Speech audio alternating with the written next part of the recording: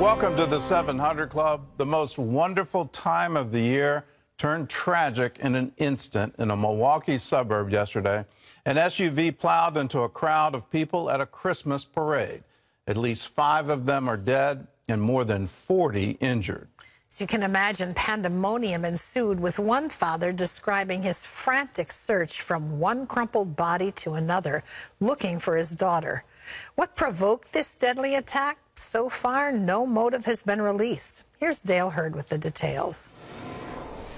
A joyous scene of marching bands and children dancing in Santa hats turned deadly in an instant when this red Ford Escape mowed through police barricades before slamming into dozens of marchers, tossing many of them into the air. This toddler was almost hit when the SUV sped past. We have multiple casualties.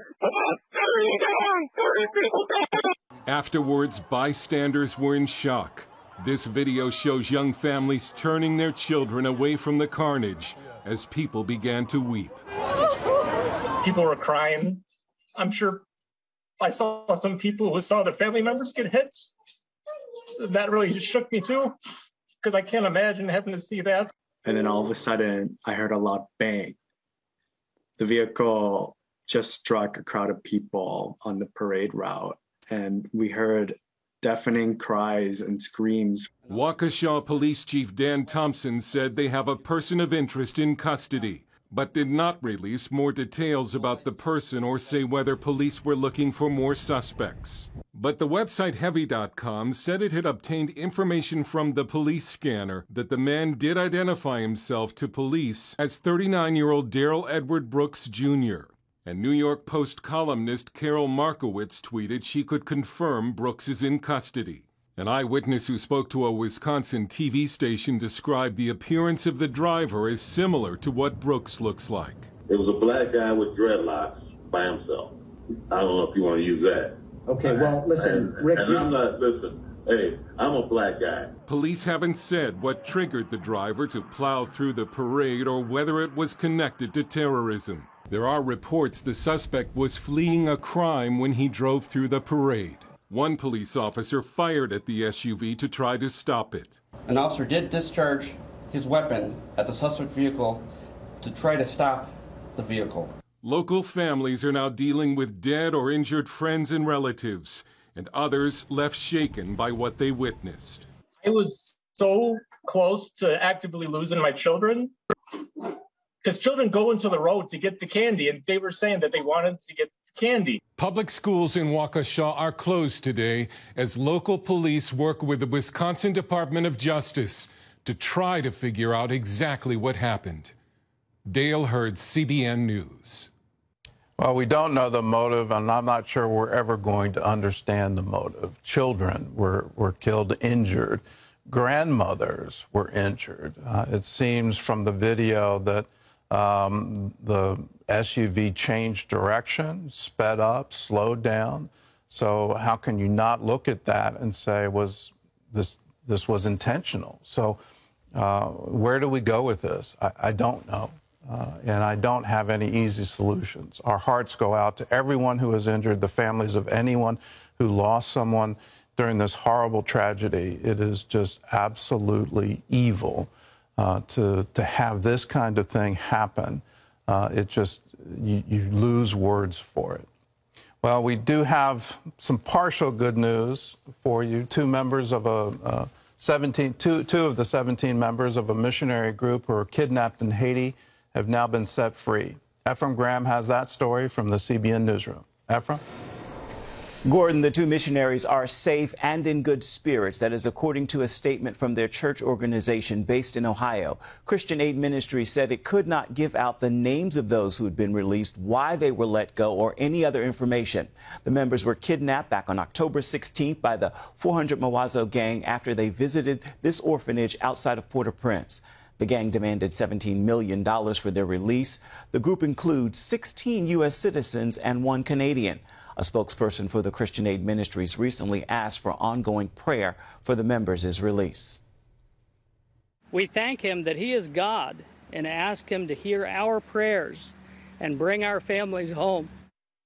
The group includes 5 children, one of them an infant who was 8 months old at the time of being abducted.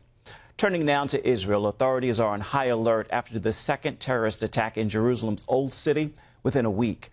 Sunday, Hamas terrorist group murdered 26-year-old South African immigrant Eli K. and wounded 3 others before police shot and killed that gunman. The attack took place near the entrance to the Temple Mount. Police say a well-known Hamas preacher from East Jerusalem carried out the attack.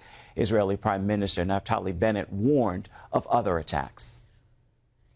I've directed the security forces to prepare and be alert. I'm also concerned about copycat attacks. We need to be on heightened alert and prevent any future attacks. Hamas has claimed responsibility for the attack and called it an heroic operation. In Jerusalem's Shufat refugee camp, hundreds of Hamas supporters praised the terrorists. And in Gaza, Hamas members reportedly gave out candy to celebrate the attack. Friday, Britain's Prime Minister Boris Johnson declared Hamas's political and military wings terrorist organizations. Here at home, one of the major concerns in the crisis on the southern border has been the surge in the seizures of the drug fentanyl. Federal inspections are what's leading to that seizure. The Washington Examiner reports earlier this month the increase is closely tied to the dramatic jump in drug overdose deaths. And since that story, new numbers from the Centers for Disease Control showed an estimated 100,000 Americans died from overdoses in just 1 year. That's a record high. As medical reporter Lori Johnson shows us, the increase is being blamed on fentanyl-laced street drugs and COVID-19 lockdowns. From March 2020 to April 2021, more than 100,000 people, or 274 a day, died of drug overdoses in the United States. That's close to 1/3 more deaths than just the year before. Drug overdose deaths have been steadily climbing the last 20 years, but nothing like the acceleration we've seen lately. The main culprit, fentanyl, often secretly added to other drugs, catching the user off guard. It's really just in everything, in the drug market. It's kind of a scary time. The Virginia Medical Examiner's Office says 3/4 of overdose deaths involved fentanyl, almost all accidental. This whole drug overdose epidemic has changed, but it's increasing significantly in the last year, and I'm not sure if we're going to really see anything slow down in the near future. A synthetic opioid, fentanyl, is 100 times more powerful than morphine, so potent that the equivalent of a couple grains of sand can kill.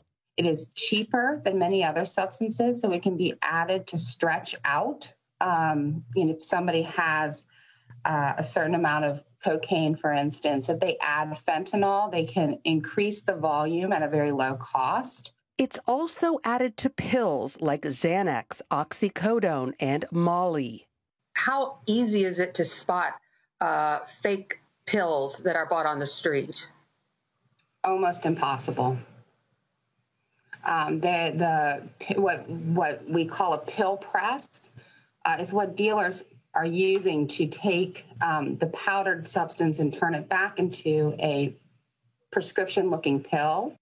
Are incredibly sophisticated. In addition to the fentanyl-laced street drugs, pandemic closures of rehab centers also contributed to the high number of overdoses as recovering addicts relapsed. Then they were alone. And that isolation is the worst thing to happen for someone who struggles with substance abuse. Some drug prevention organizations are taking action to stop future overdoses by giving known users 2 things: fentanyl test strips to detect the substance in other drugs, and Narcan, the opioid reversal spray. While users are also advised to use the buddy system, the #1 recommendation remains get treatment. But we've seen a lot of people get better. Mostly, and I have to be honest with you, it's through the power of Christ. When they give their life to the Lord and they say, look, God, I'm surrendering my life to you. I call it submitting to the process. He recommends the 12-step program, which involves believing God can break the chains of addiction. Lori Johnson, CBN News. More reasons to keep witnessing, Gordon. And more reasons for people, if you have this kind of compulsion, if you're trying to get high and you're looking at pills and powders as some kind of solution, realize they're incredibly dangerous, and even more so these days because of the rise of fentanyl. It's remarkably easy to make. It's remarkably cheap to make. And so the drug cartels in Mexico, there were factories producing this out of China. It's literally flooding the underground market, and you're taking a risk with your life every single time. So realize what you're doing, wake up from it, and know that you can have a life, you can have a hope, you can have a future. You don't have to spend your life being addicted to some substance. You can get help.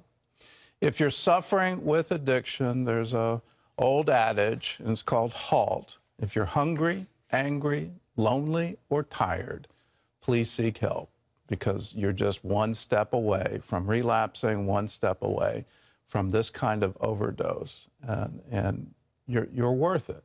God has a plan and a future for you.